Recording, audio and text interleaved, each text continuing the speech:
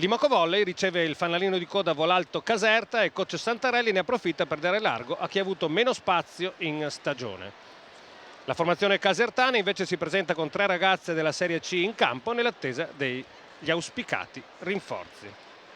La squadra di casa parte subito forte, poi un muro di misceo e un paio di errori giallo-blu riportano Caserta vicina sul 7-4. Ma Gerties ed Enweonwu con i loro colpi rimettono il vantaggio su proporzioni più dilatate. A suon di servizi e con le fast di Ogbogu, l'Imoco scava di nuovo il gap fino al 13-4. Simon prova a tenere viva la Volalto, ma Sorokaite e Gerties non sbagliano un colpo e l'Imoco vola via fino al 25-9. L'Imoco parte forte anche nel secondo set con le battute di Giulia Gennari e le bombe di Indre Sorokaite, MVP del match. Il punteggio è subito importante, 7-1.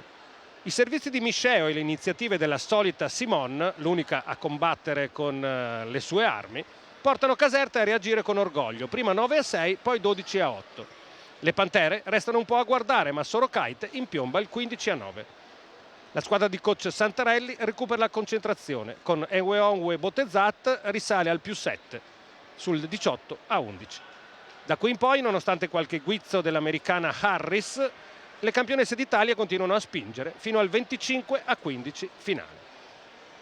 Il terzo set inizia con una serie di battute micidiali di Giulia Gennari, poi Sorokaite da seconda linea mette il 7-1 e i discorsi si chiudono praticamente qui.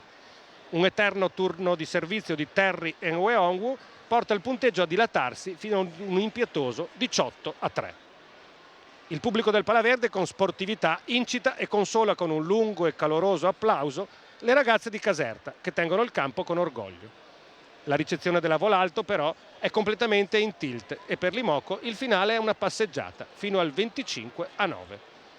Alla fine applausi per tutti dai 4.000 che anche stasera hanno offerto all'incontro una cornice di entusiasmo e partecipazione.